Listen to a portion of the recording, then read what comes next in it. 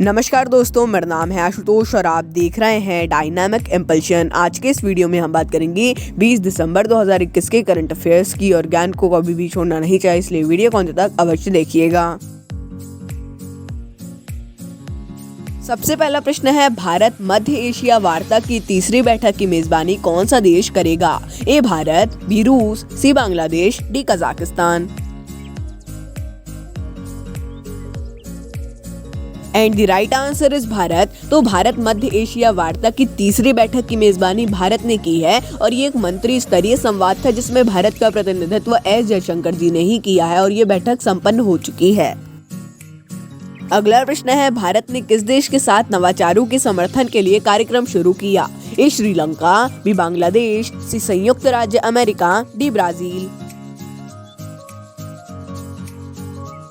And the right answer is संयुक्त राज्य America. तो भारत और अमेरिका ने मिलकर नवाचारों के समर्थन के लिए कार्यक्रम की शुरुआत की है। इसका नाम इनोवेशंस फॉर नेट जीरो रखा गया है, जो वर्तमान में जलवायु परिवर्तन चल रहा है जिसके लिए COP26 बैठक भी हुई थी, उसी के लिए भी ये कार्यक्रम को शुरू किया गया है। अब दोनों देश मिलकर ही मिशन दोनों ने ही रखा है कि नेट जीरो करना है जल्द से जल्द। अगला प्रश्न है, हाल ही में राजनाथ सिंह जी ने किस संगठन के लिए एकता गीत लॉन्च किया? A CRPF, B DRDO, C BSF, D NCC।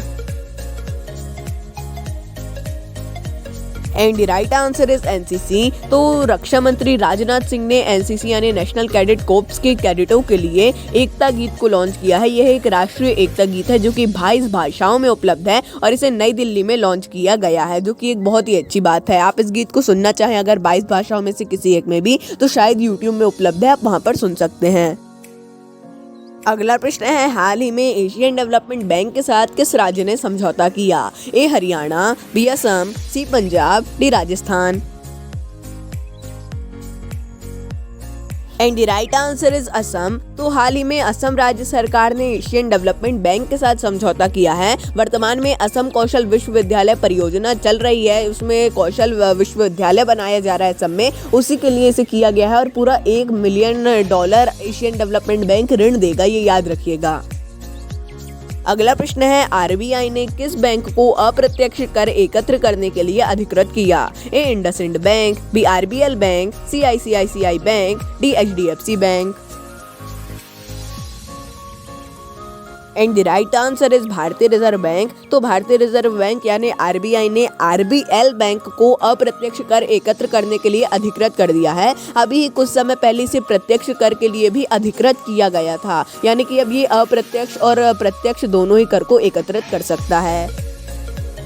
अगला प्रश्न है, हाल ही में भारत ने किस बैंक के साथ 442.26 मिलियन यूरो का ऋण लिया? A Asian development bank, B African development bank, C Germany development bank, D विश्व bank. And the right answer is Germany development bank. तो भारत सरकार और जर्मनी डेवलपमेंट बैंक ने सूरत मेट्रो परियोजना के लिए 442.26 मिलियन यूरो का ऋण लिया है और पूरी परियोजना की लागत 1.5 बिलियन यूरो है, यानी यूरो याद रखिएगा, डॉलर नहीं है। यदि आप डॉलर में चाहते हैं तो इसकी जानकारी इंटरनेट से निकाल लीजिएगा, कन्वर्ट वगैरह भी कर लीजिएगा, बहुत ही ज्यादा इंपॉर्टेंट क्वेश्चन है। अगला प्रश्न है, 20 दिसंबर को कौन सा दिवस मनाया जाता है? ए ऊर्जा दिवस, बी मानवाधिकार दिवस, सी मानव एकता दिवस, डी अंतर्राष्ट्रीय अंग्रेजी दिवस।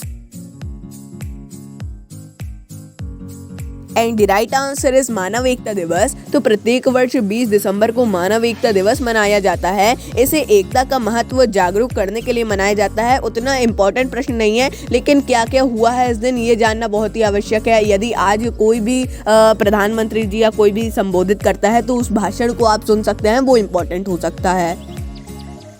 अगला प्रश्न है, गंगा एक्सप्रेसवे की आधारशिला किस जिले में रखी गई? A Shahjahanpur, B Varanasi, C Jaunpur, D Bareilly.